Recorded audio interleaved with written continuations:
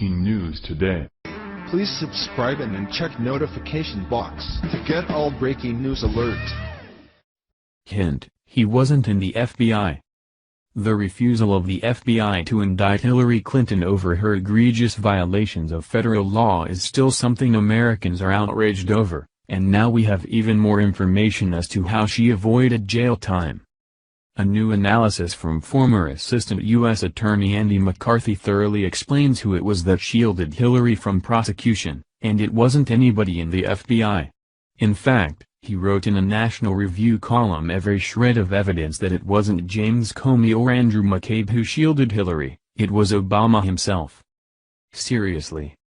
The Daily Wire had this to say about the column. Before getting into detail, key points to keep in mind include: the email exchanges between Obama and Clinton most certainly contained classified information due to the nature of the relationship between a president and a Secretary of State, and because the Obama administration refused to disclose the emails.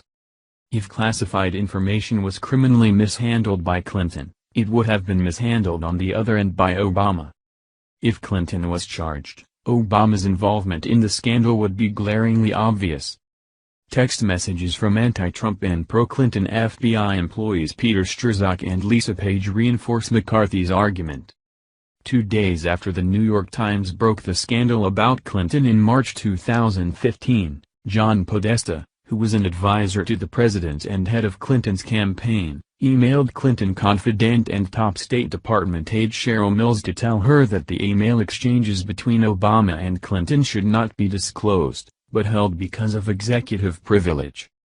3 days after Podesta's email, Obama lied on national television during an interview with CBS about the email scandal, saying that he learned about it the same time everybody else learned it through news reports. By lying on national television, Obama caused mass panic among his and Hillary's aides. Clinton campaign secretary Josh Skirwin emailed former White House Director of Communications Jennifer Palmieri, "Jen, you probably have more on this, but it looks like POTUS just said he found out HRC was using her personal email when he saw it on the news."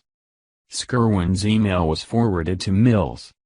Mills emailed Podesta, "We need to clean this up, he has emails from her, they do not say state.gov."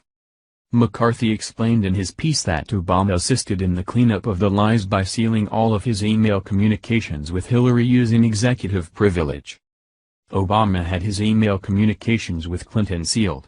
He did this by invoking a dubious presidential records privilege.